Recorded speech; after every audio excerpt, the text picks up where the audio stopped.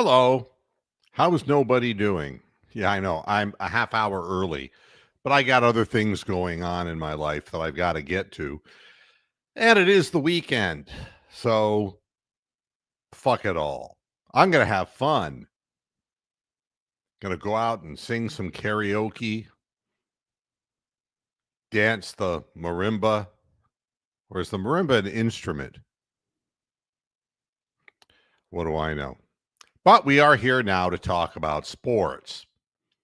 Uh, the last podcast, I wanted to apologize. Somebody hijacked the program and created an artificial intelligence moohead, and the AI moohead has been fired permanently. It was not really what I approve of. The new way isn't the better way. Before I get to talking about the Cleveland Browns, which you'll be hearing about hours from now because you'll be watching the archive, the Guardians are horrible.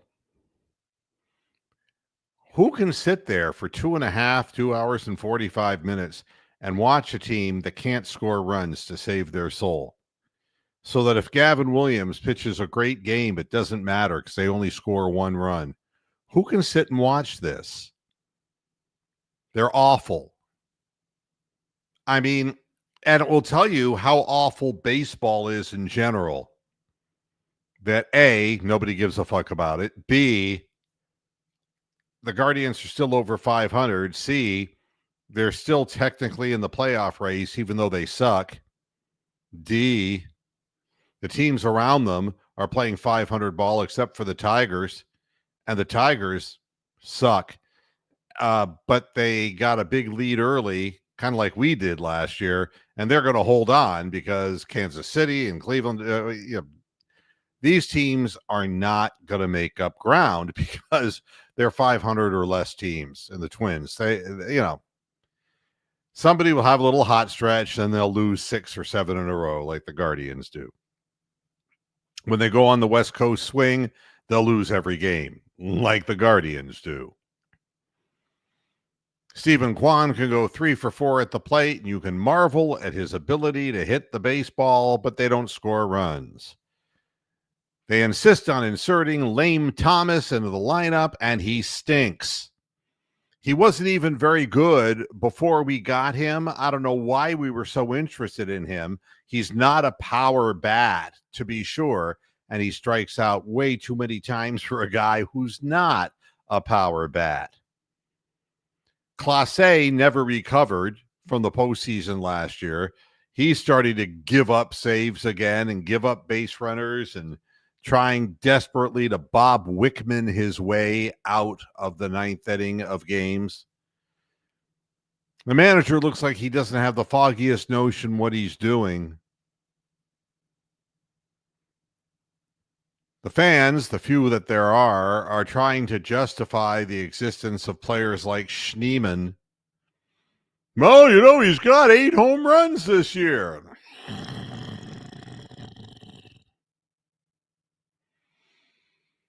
Oh, God. And that's the longest sport that goes on forever. It's what ruins podcasting. You have to talk about them, but how much can you talk about a team that doesn't invest in itself, doesn't really care about winning, who has mediocre to submediocre players, and they never correct the problems within the organization, which we never have power corner outfielders. We never have catchers who can hit. I mean, it just goes on and on.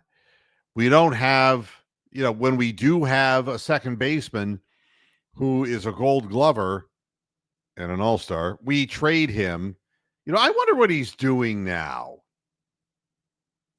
I'm going to look up his stats because I'm just that kind of a cow. And I have,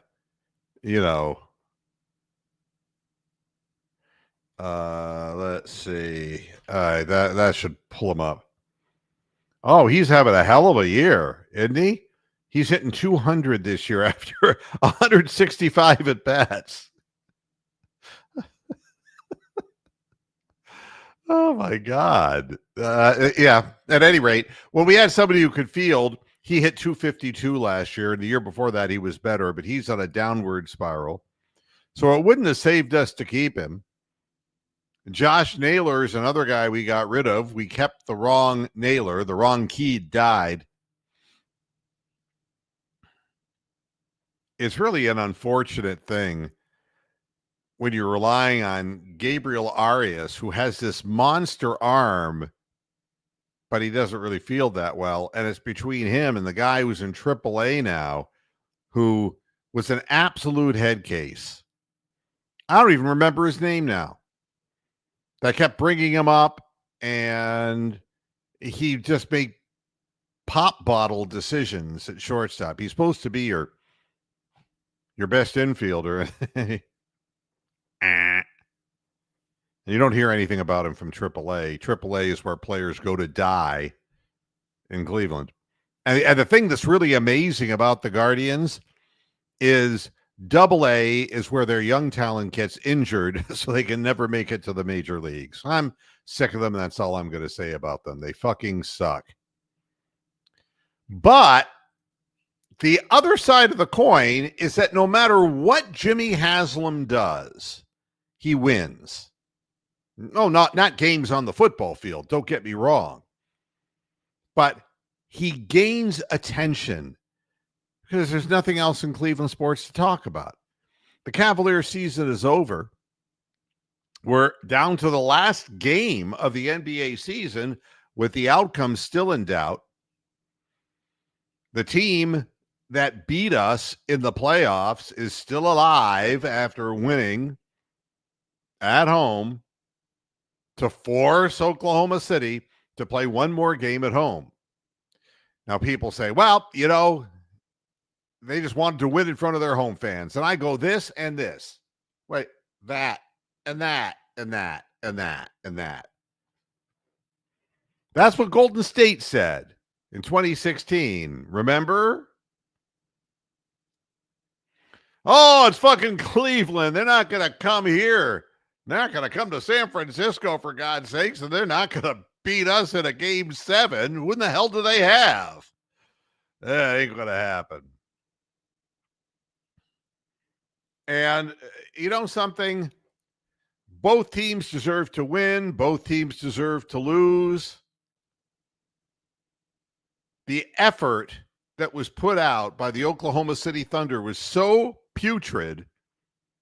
Right now, I don't think they deserve to win anything based on the way they played this last game. They just literally said, well, we're just going to go home and win it at home. And maybe they will, but that's a bad attitude to have. And the Golden State Warriors, you know what they did after LeBron James beat them and Kyrie Irving beat them and Kevin Love played last-second defense on Steph Curry. Hallelujah. Oh my God, we gotta get Kevin Durant. That's exactly right. That's what they did. And I will agree with truth shall set you free. Yes, this is a good NBA final. It really is. The only thing I don't like is the game officiating. I don't like what the NBA has turned into. I don't understand how players can give forearm shivers to defenders. Has the game become so athletic that the defenders have such an advantage? I remember that back in the old days, old school, you get a small, tiny guy like Allen Iverson, and he'd go off and people couldn't stop him. But today, the 6'5", 6'6" guys are as fast as the little guys. And for them to get their shot offs, the little guys like Darius Garland can't go roaming in the paint too much. Now, can they? And then when I take a look at SGA, he gets the ball, goes in, and he's watched all the film. of what every Jason Tatum move is. This is like the it's kind of like half of an Elon Musk Nazi salute. Just shoves off. Who in the hell can defend against that? And it's not like he's making moves with his feet and faking a guy in one direction. Fuck no. He's just going into the paint and blatantly shoving off and like, get off me. And he has a 12-footer. Oh, God, isn't he great? No, he's not great. He's committing a foul on every fucking fadeaway he shoots. If you can't get separation with your own skill level, you're not a great player. Sorry. But that's what I don't like. I don't like the officiating of the game. I don't like the way the game's morphed that way. If you're going to do that, then why even emphasize defense at all? If you were concerned that the games were too low scoring in the playoffs, well, the NBA's taking care of that. They'll send people to the free throw line for no fucking reason at all, but they will let offensive players commit offensive fouls until the cows come home.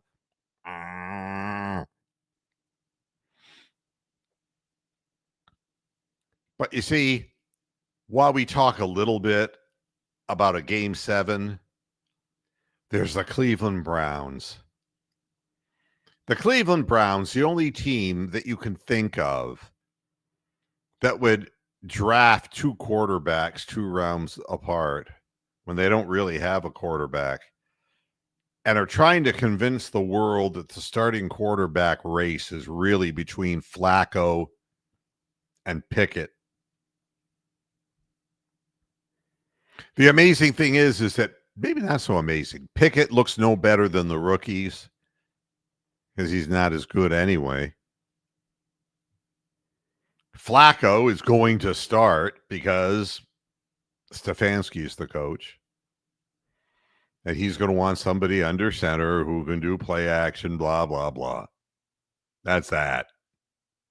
Heard it 150 times. So I have a question to ask. And it's a real fair question. Oh, look who this is. Oh, I got to bring him in. Steven, you bastard. How are you? Am I echoing? Can you hear me clearly? I can hear you queerly. No, clearly I can hear you. Okay, I'm just making sure because I've tried entering your chat room like months ago and it was having some difficulties, so that's why I was making sure. Oh, really? I don't want to ruin the quality of your show, but yeah, that would be very hard to do, my friend. Well, yeah, because you know how StreamYard is. But I wanted to get back to what you were saying.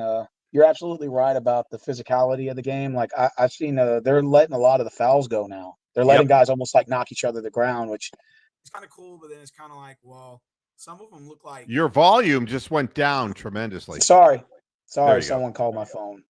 What was I going to say? They're letting a lot of the fouls go, which is great. But then again, it's like, well, how far do you let it go before it's a foul? You know, guys are literally falling to the ground. And number 2, I noticed that it doesn't feel like an NBA Finals game. How so?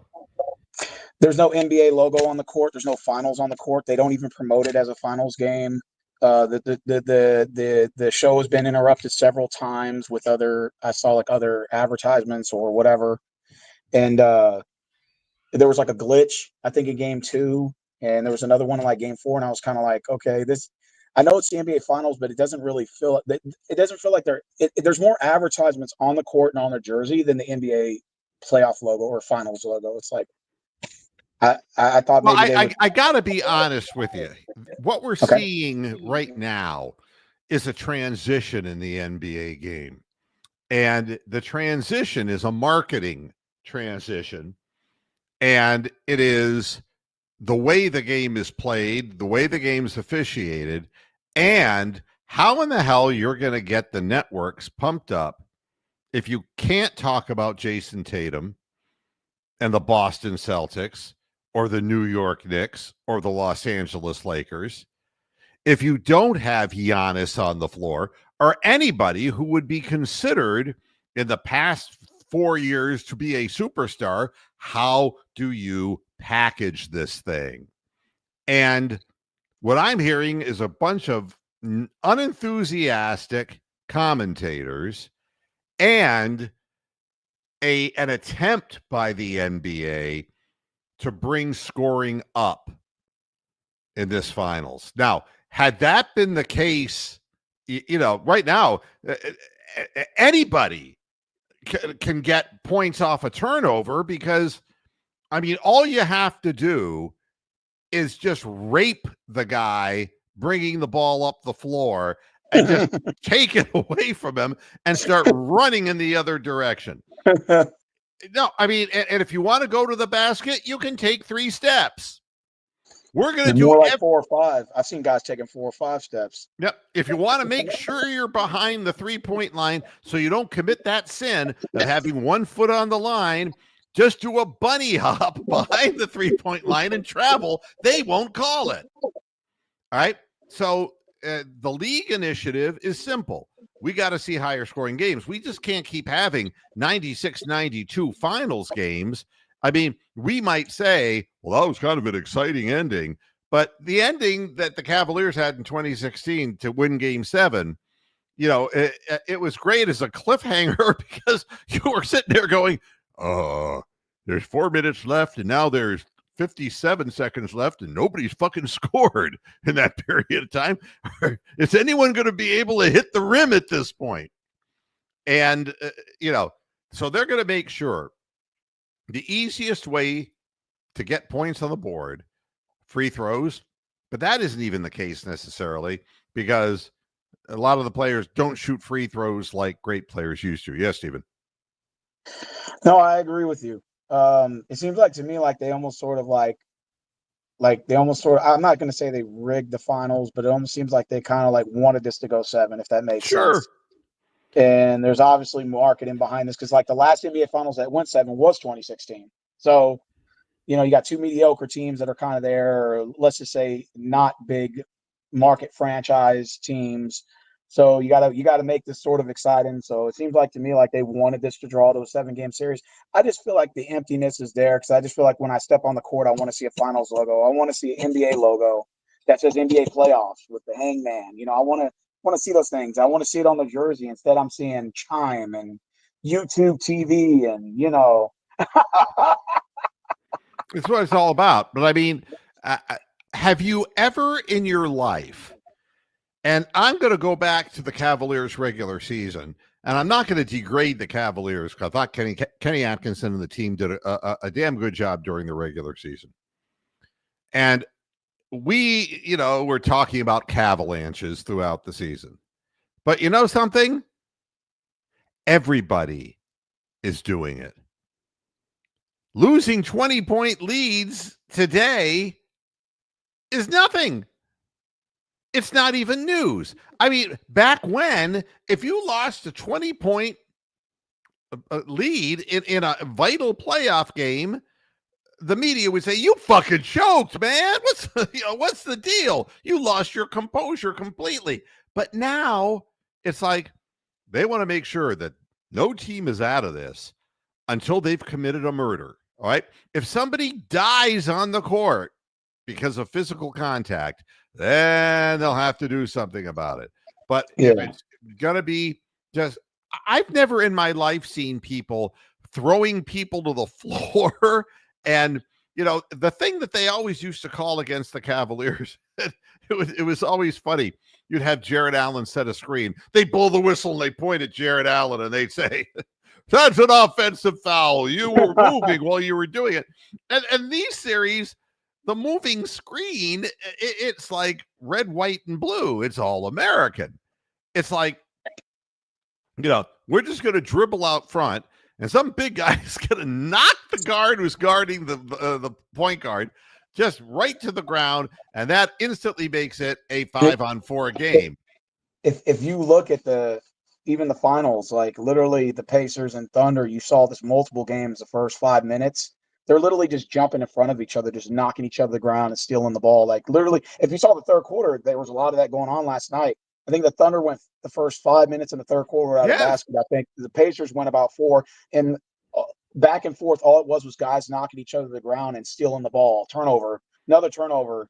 It was getting too physical, and I'm like, okay, I get it that they're going to let some of this go, but it's like, when is enough is enough? You know, I mean, both teams went like 5.5 minutes without a score. I think till the Pacers scored at like the 7-minute mark, and I was kind of like, okay, so where's the fouls at? Is there a foul? What's the definition of a foul? Are we redefining what a foul is? Are we going to ever call a travel? Are we ever going to call a carry in now? We'll call a carry, but we won't call a travel. You know what it looked more like to me? I was expecting, Doris Burke to disappear, and you'd have all these bodies falling all over the court, like you were explaining. And the announcer would say, "I'm Chris Schenkel. Welcome to the Professional Bowlers Association." I mean, what in the fuck? I mean, and like a track meet up and down the floor, sloppy, running into people, fouls constantly being committed, and it just looked like a free-for-all. Yeah, so, it was like and it's funny because as soon as they'll pass the ball, like 2 defenders will jump and like look like they just knee him in the back. And he's like, "Oh!" And they just, "Oh, look, he stole the ball." Like, I was like, "Oh!" Yeah. Well, it's this kind of explanation. It would go something like this: the referee comes over, looks into the camera. You know how they give that soulless dead man look into the camera, and they peer into the camera, and they say, they don't even name the players by name. They'll say, "Number 2 was not fouled because his scrotum was still intact. So that is not a flagrant foul. Yeah. We are now reviewing for sexual molestation." And they would walk, I mean, I don't understand, and I don't want to understand, but what was the game when Pascal Siakam, was it against the Knicks? I forgot what game that was, but they literally like throw him out of bounds. He was like trying to go down to one knee, and they just like the defender just came right behind him and just pushed him right out of bounds. Yeah. You know what it looks like? It looks like the thing the NFL is getting rid of, the tush push. That's what it looks like. It's like everybody's like, "Well, if he's not going out of bounds, 2 of our guys are going to shove him into the front row." Yeah, it's like there wasn't a foul because it was a force out. You know how the NFL, they use force out where you could push the defender. Sorry, someone's calling. You could push the defender out of bounds, and they got rid of that. It's like you see that in the NBA now, where you can push the defender out of bounds. It's not a foul. Unbelievable. Just unbelievable. But at any rate, so some of us are talking about the NBA Finals, even though our team isn't in it, and we can at least relate to the fact that it's, middle America teams, a mid-sized market, and that nobody really will ever give a shit about the Pacers, Indiana, anything that ever happened in Indiana except for Larry Bird. That's all that people are going to care about there. In Oklahoma City, yeah, it's there with the tumbling tumbleweeds. I mean, really, let's be real about the state of Oklahoma. The wind goes sweeping down the plain, but that's about it. All right. Nobody's going to be jumping up and down about, so now the league has to convince us that it isn't just, with Indiana, Halliburton, and SGA. It isn't just that. Now suddenly, Chet Holmgren is going to be the next great player. And something? They'd have been forced to say the same thing if the Cavs were in the finals and Evan Mobley was out there. They'd have to be hyping whatever it is they got. You know that Chet Holmgren, if he doesn't gain weight, is going to end up breaking a bone on the court. He's going to end up, like the guy who used to play for the Pacers, Rick Smits. He's going to end up like that. I mean, he's a twig. And they got to convince us that, really Lou Dort is an all-star. Yeah. So Browns fans are starving to talk about the Browns. And that's what Jimmy Haslam knows, because he's dumb as a stump, but he's smarter than the vast majority of Browns fans. True. So the worst product he can put on the field, he'll get the talk over the Guardians, who are just plain awful, and the Cavaliers, who by now are just finished. And, we just have to talk about burning the whole organization into, to oblivion. So what a great thing it was that Shedeur Sanders proved that he's much faster than his 40 time. I think that it's only fair that Shedeur Sanders should prove once and for all how much of a leader and how mature he is. Here's the question. Do you think he starts week 1? No. So it's going to be what, Deshaun Watson? Nope. Who's going to get the starting position? Flacco. Oh, okay. Well, that makes sense. And realistically, if Dylan Gabriel doesn't wake up and start performing, then the 3 and 5 picks will have been wasted, which is typical for the Browns anyway. And they will be forced to go, once Flacco gets hurt, which is, 100-year-old body will get hurt, then it will be little hands Pickett. And that sounds really exactly what the Browns want, is to have Kenny Pickett out there just losing his mind because he has no pass protection. But for now, everybody was getting so excited. It's like, and why, I have no idea, about Shedeur Sanders. And it's like, look how accurate he's been. There's nobody pressuring him. I mean, you know what that's like saying? It's like, boy, he can throw nothing but strikes in the bullpen. It's like, Oh, absolutely.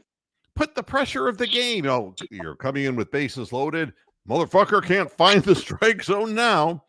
That's what we have here. Is we know nothing about Shedeur Sanders, except, yes, in college he was an accurate thrower. But what we wanted, the real fans who care, not the people who just want headlines so they can continue their stupid ways on X, the home of megalomaniac Elon Musk, who's now not even on the same page as he lost a lot of money. Egomaniac Donald Trump. The two men can't coexist in the same world because they're basically mentally ill twin brothers. I mean, that's not going to work out. One has to outdo the other. And honestly, Elon is on drugs a lot more than Donald is. So he's out of it for periods of time. So Donald will always win for the attention. Well, the old saying is there's no honor amongst thieves. And that's all there is in Washington. Both parties. That's all there's no loyalty anymore. Fuck those people. Fuck those people. You know? All right. So what we have with Shedeur Sanders now is we just wanted him to separate himself from his egomaniac father. Only Dion could say, I'm hopping on one leg, basically, because I'm going to have a major amputation. And look at me, I'm Sandra D. I mean, that's all he could do was get headlines. That's his little goofy dances and all that bullshit. And it's like, they say that Shedeur Sanders is godly. He believes in God. And he's humble. And then I see he's got 4 Rolls Royces or 3 Rolls Royces. It's like, how did he afford those? And it's like, then you notice that the gross domestic product of the state of Colorado shot up to here because of all the money that the Sanders family spent on cars for Shedeur, plus what he could get from the portal. So you have Shedeur Sanders has to do something irresponsible. And boy, he didn't let us down. Not once, but twice. He's going to drive 96 miles an hour, 91 miles an hour once, and 101 the next in a 65 mile an hour zone. He's playing a game of can you top this? Shit, you know what I'm gonna do? Praise Jesus, I'm gonna go for 110 miles an hour next time. You're a football player. You're trying to have a career. Shut the fuck up. Where you really want to be noticeable is on the field, not off the field. Nick Chubb didn't. You never heard nothing about Nick Chubb off the field. Never. The best players who have played for the Cleveland Browns, you don't hear shit about them off the field because you got to be diligent in the NFL to keep yourself in the kind of condition to try to maintain your health and your conditioning as best as you can in a violent game. And Shedeur Sanders is a guy who has everything to prove at this point because he's got a ball and chain around his neck because of his father. He's got that last name and the expectations that come with it. He's like Bronny James. He's just Bronny James wearing number 12. That's what he is. A lot of people are going to come down on him. A lot of people are going to say, well, you're just not as good as your father. I told you that was the case. And that's what will end up happening. And everyone who's saying, Shedeur, he should start. Once he fails, those same people are going to say, I told you he could never live up to his father. I mean, how can you hate Bronny James because he can't live up to his father? Michael Jordan couldn't live up to him. Give me a fucking break. Michael Jordan's no player in NBA history has matched up with LeBron James. Scottie Pippen Jr. didn't live up to his dad. Well, and then Michael Jordan's son, Jeffrey Jordan, I think that's his name. He was a nobody. Magic Johnson's son, well, his daughter now or whatever. And so, I mean, can you really name a father-son duel other than maybe King Griffin Jr. Sr. and King Griffin Jr.? I mean, Magic did say that his son was a great ball handler. You know that. Maybe not in basketball. That's where I'm going. Maybe Steven. in another sport, that's non-relevant to this topic. But yeah, I mean, it was a rude comment, and but I mean, how many players could say that their son is? I mean, even Gary Payton, I think his son is okay, but he's not anything spectacular. It doesn't run like even racehorses. How many secretariats did Secretariat conceive? And the answer is, hey, they could stud him all night long. You're not going to have another weeks and months at a time. You're not going to have another secretary. So that's the first thing. The odds were against him to begin with.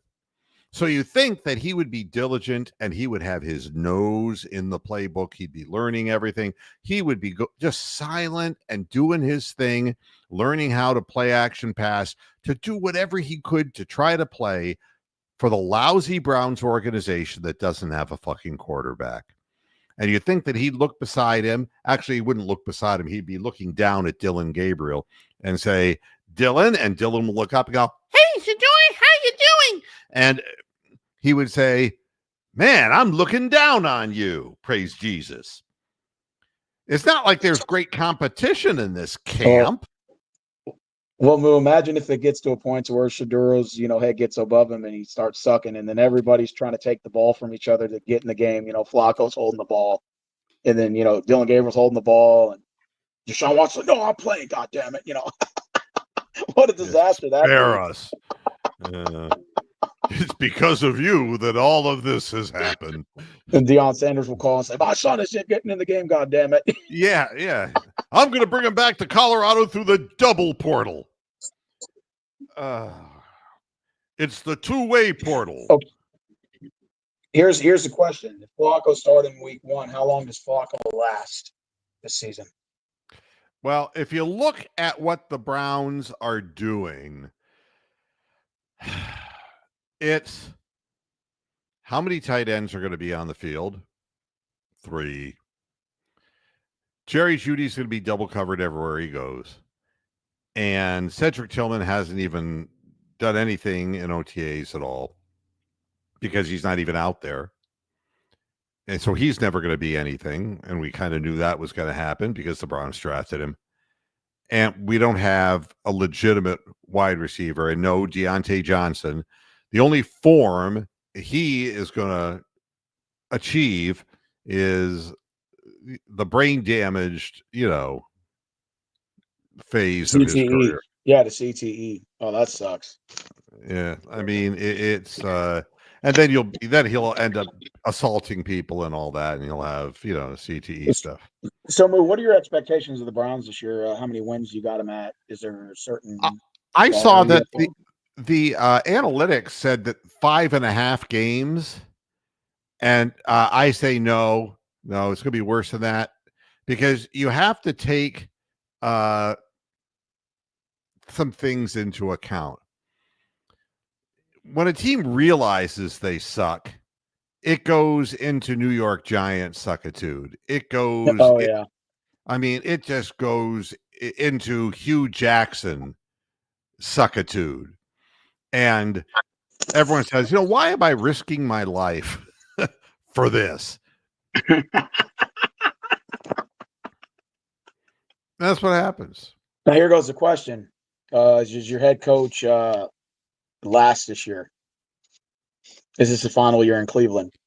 Well, it will be if they get 5 wins or less. They ain't going to bring him back because Jimmy has to have somebody to blame.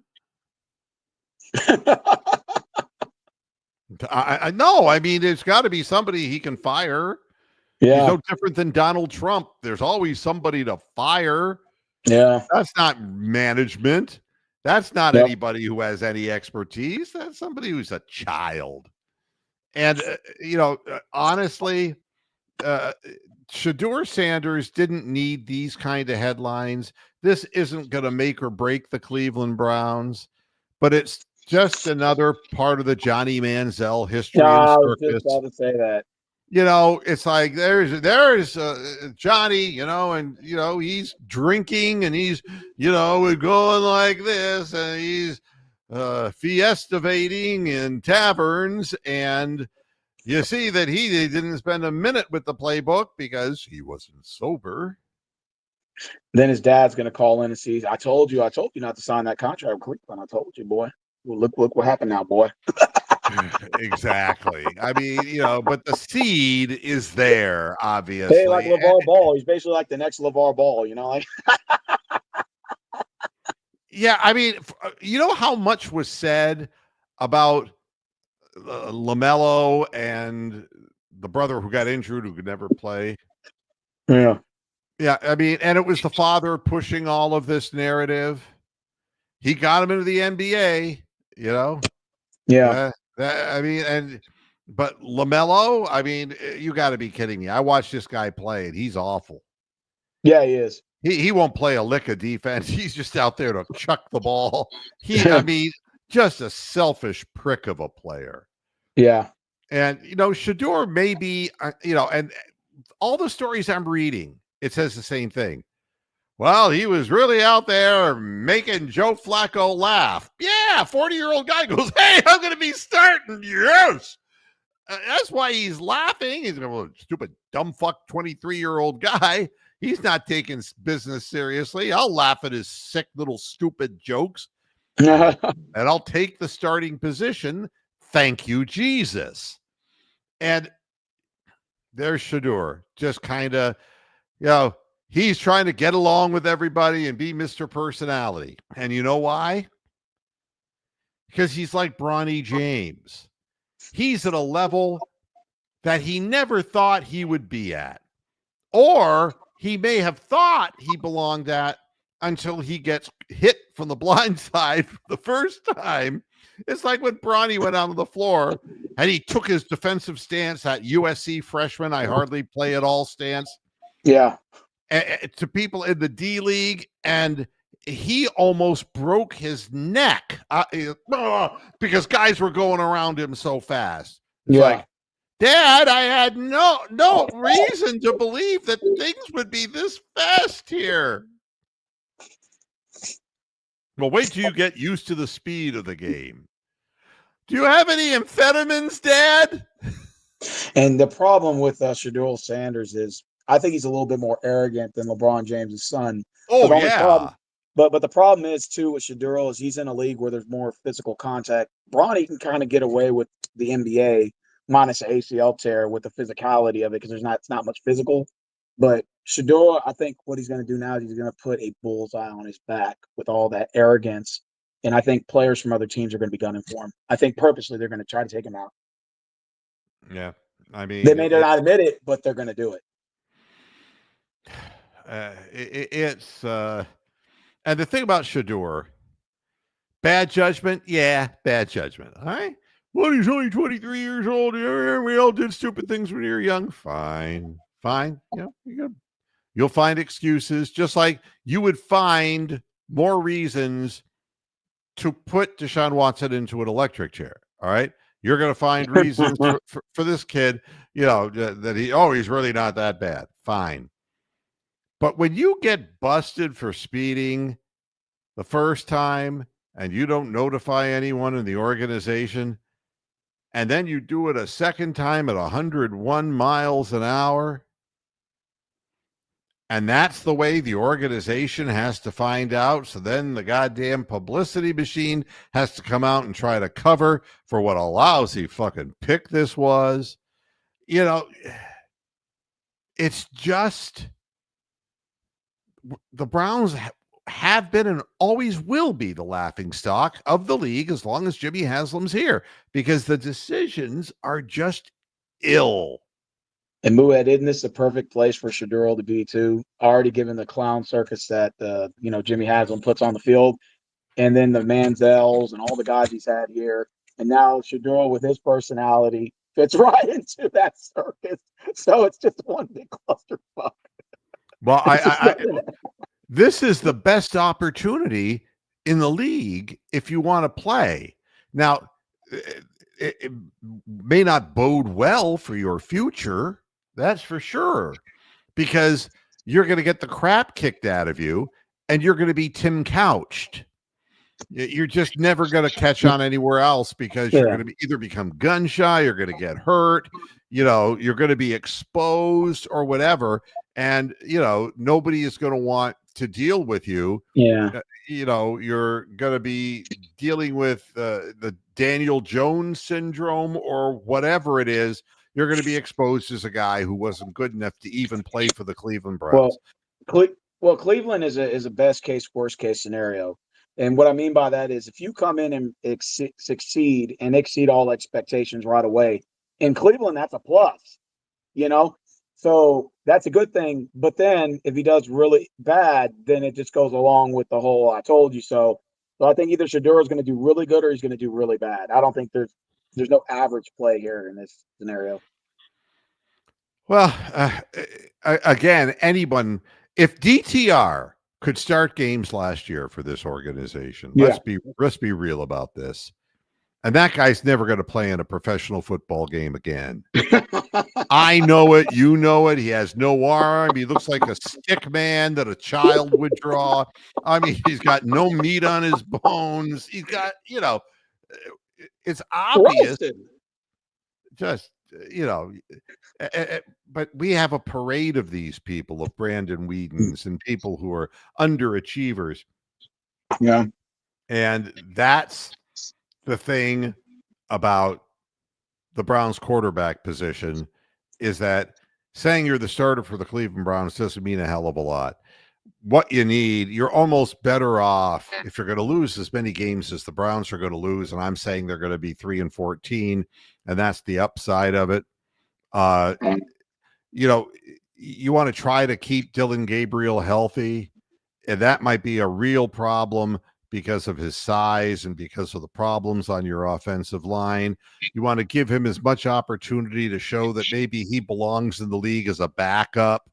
That, third round quarterback picks are the guys who at the best wind up as career backups. There are people like who was the guy who was in Jacksonville? Mark Brunell. No. Byron I mean, Leftwich. no, I know the guy recently who he was the backup quarterback who became the quarterback, and he would have Minshew. There's a Gardner guy, Minshew. yeah, and he would be the ideal type of guy who's good enough to hang in the league, but would never be able to hold on to a starting position for No. anybody except a team like the Carolina Panthers now. It's like, Yeah. it's like if once in a while it was like Fitzpatrick. He could go out and throw 300, 350 yards. And really, that's what Flacco is at this point in his career.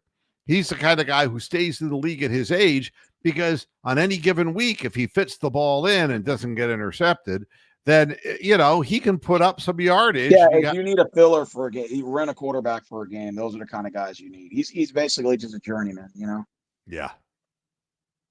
Yeah. Then this article, I love this. How can the Browns cornerbacks improve in 2025? Show up to the game. Come to practice early. Hit somebody hard. Learn the defensive strategy and don't break coverage. What kind of a stupid fuck question is that? Yeah, How could they improve? How could they be worse?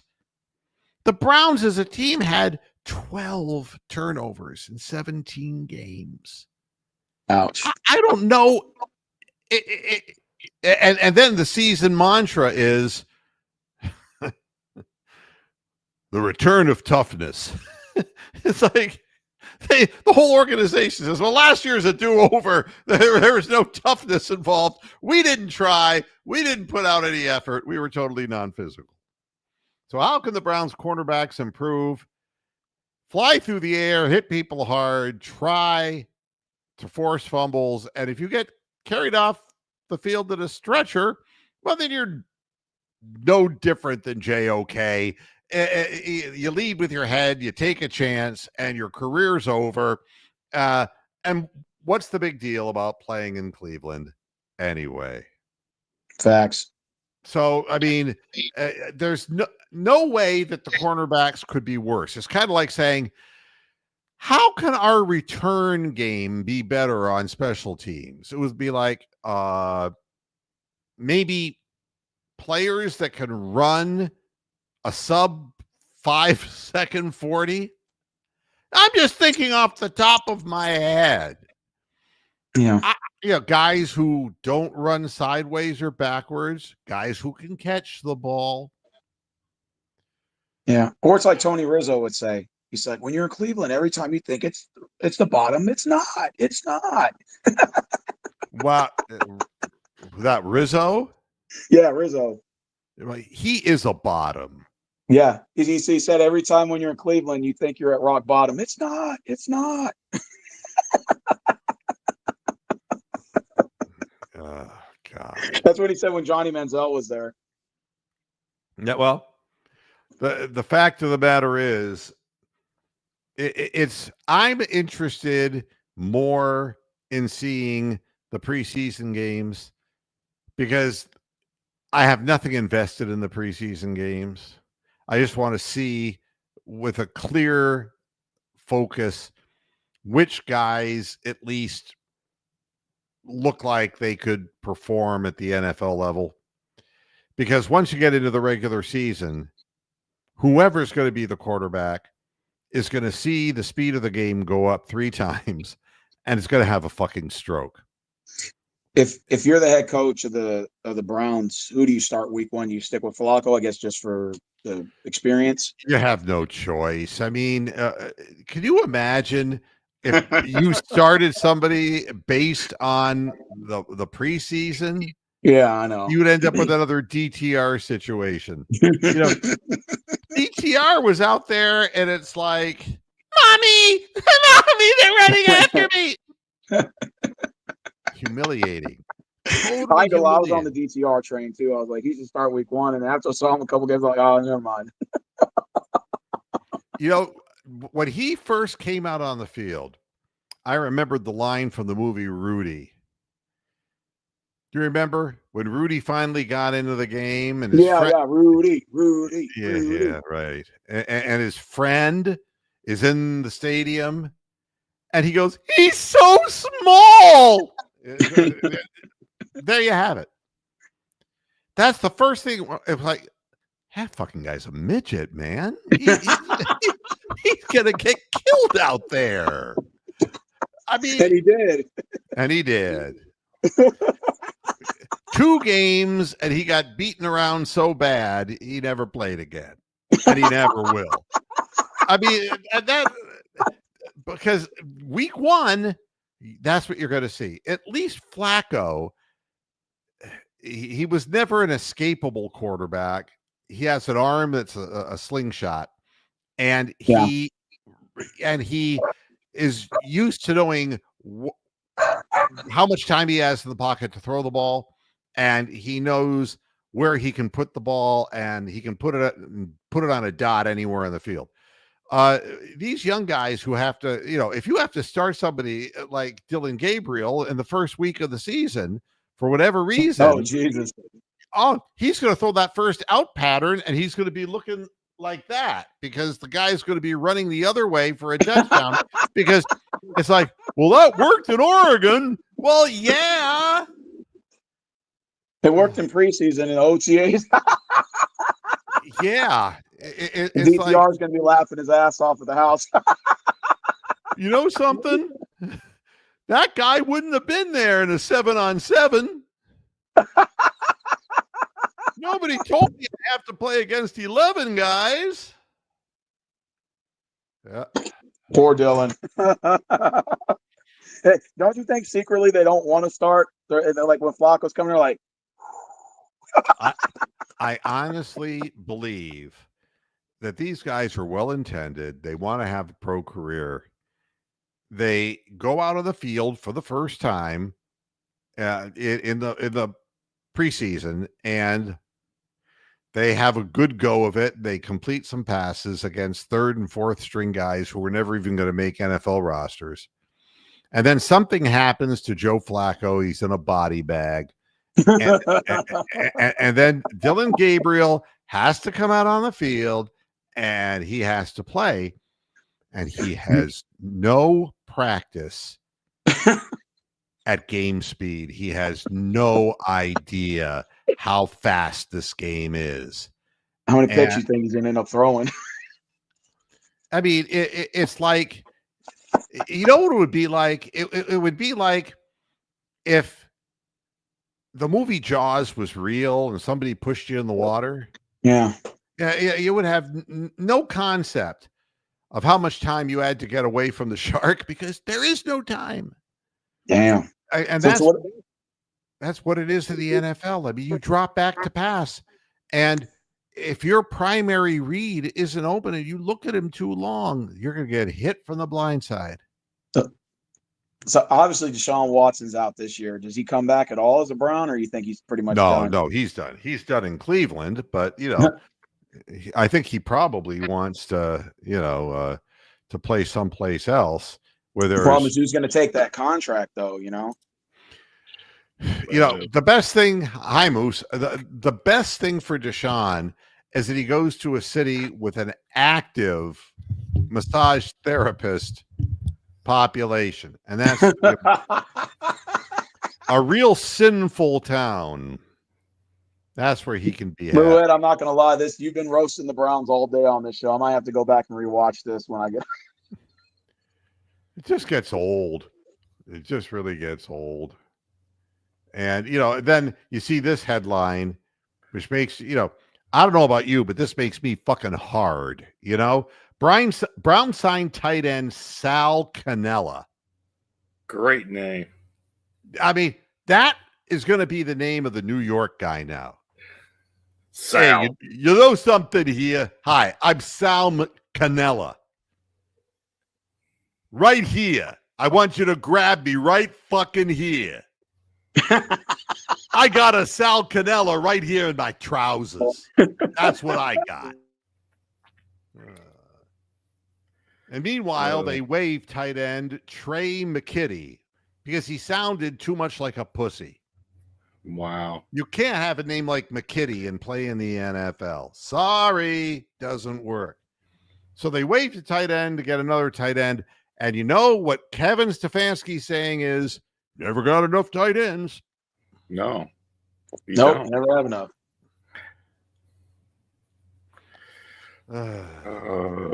I know it is really. Well, maybe as Stefanski said, he's advertising himself for assistant coaching job for somewhere else next year. Oh, well, he'll have a head coaching job somewhere again because he at least has proven that he got into the playoffs. Yeah, with the Browns. Yeah, but if you give him a team, if you give him a general manager who's a real general manager or an owner who's not a douchebag, he'll Are get there you. any?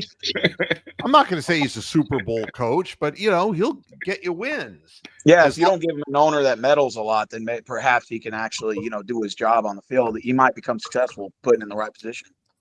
Well, as long as you like a running game, and that was the other thing that fans are looking at. They're looking at the two young running backs, and you can't, if you're looking through a prism that incorporates any piece of Nick Chubb, that you got to take that prism away, because Nick Chubb was one of the greatest running backs in history. If you look at his yards per carry, before he got hurt, my goodness, he was great. I'm surprised we signed him. I just want to see people who are better than Pierre Strong. Yeah. That's not asking too much. So I'm going to be looking at Judkins to see what he can do. And, and right off the bat, the other guy, and I keep saying the other guy. The other guy. Who is the guy who they drafted after Judkins? Good question. He was the Tennessee running back. Yeah, the Tennessee guy.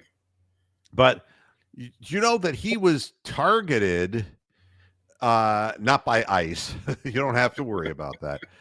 He was targeted for passing game 40 times. Wow. In his college career. Wow, it sounds like Herman Fontenot. Yeah. 40 times total in every season he played. Oh, okay. Now, not like 40 times a game. No. In his college career. So, what do the Browns say? Yeah, we're going to be using him as a third down out of the backfield receiver. He's our Swiss Army knife. There's no evidence that he could even do that. And of course, the player himself is saying, well, sure, I can do that. Well, yeah, he wants to stay in the NFL. He wants to get a chance. The Browns are just so fucked up. I swear to God, they would draft a guy. They would draft a guy with one leg because he would have a left leg only, and they'd say, "Yeah, but we're trying to run to the left. We need him out there blocking." Yeah, the one-legged guy would be our long snapper. Yeah. There you go. Yeah, or it'd be the field. Oh, he'd be the field goal kicker. Wouldn't that be great if you had a one-leg kicker who had no arms? How would he line up the kick? Oh, yeah, he would be able to do that drunken thing, that what's-his-face used to do. Oh, God, I've tried to forget about that. But Cody Parkey or whatever his name was. It was like he was taking one of those sobriety tests when the cop pulled him out of the car. And he failed. It'd be worse if Stefanski gets fired next year and Deion Sanders gets hired as head coach. Man. Well, I'm almost done. I'm almost done, but I wanted to say this one thing because Hunter Big is a player Great name for the Rays. And so we're going to have to bring in your favorite announcer, Moose. Oh, not Dwayne Stat. Dwayne How's the Stat. weather down there, Dwayne? Must be a bit hot. Hotter than a motherfucker, Bronk. I don't know if you saw this video, and the game didn't even catch it, and they didn't rerun it. But basically what it amounted to, he's a pitcher, and he was carted off the field after getting struck in the side of his face by a line drive foul ball hit by his teammate. All right. Oh no! The guy got around on a pitch way too early, drove it into the dugout, and hit him in the face. Bang! Yeah. Wow. Yeah. And What's could Dwayne only say about that? yeah, exactly. It'd be like, and here's the 3-2 pitch. And oh God, right in the face.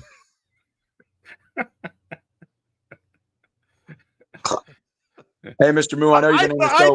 I think he's gonna die. I really think he's gonna die. Go keep the camera on him. I want to see him die. Wow. Uh, Heavy. Hey, Mr. Mued, I know you're going to end the show pretty soon. I just want to ask y'all one question because I know your next show is not till Monday. Who wins Game 7, OKC or Indy? OKC is going to have the statistical advantage. And the real question here is Halliburton. They were saying that he, 2.5 days of rest, yada, yada, yada. All it takes is one more tweak of that calf. He's out of the game and they're toast. And that is a huge problem for them. Oklahoma City has been extremely good at home, but not very good on the road. As a matter of fact, I think Oklahoma City, if I'm correct, is 5-5 in the playoffs on the road. Well, they lost to Denver and they lost to somebody else, and I mean twice. They haven't been a great road team, but so they're going to have the statistical advantage and the fact that Halliburton is the straw that stirs the drink in so many ways that you're not going to be able to survive putting TJ McConnell on the floor for major minutes. Yeah. Is he like Ty Jerome, only older and shorter? Yeah. No, I think Ty Jerome's a better shooter than TJ McConnell.